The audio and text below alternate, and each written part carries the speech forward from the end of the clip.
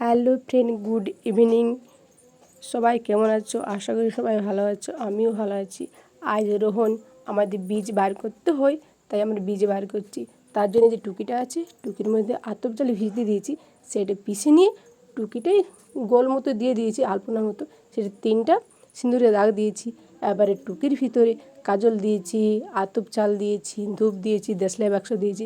আর এই বীজ বার করেও বাবু তো সে খুব লজ্জা পাচ্ছে ধুতি পরতে।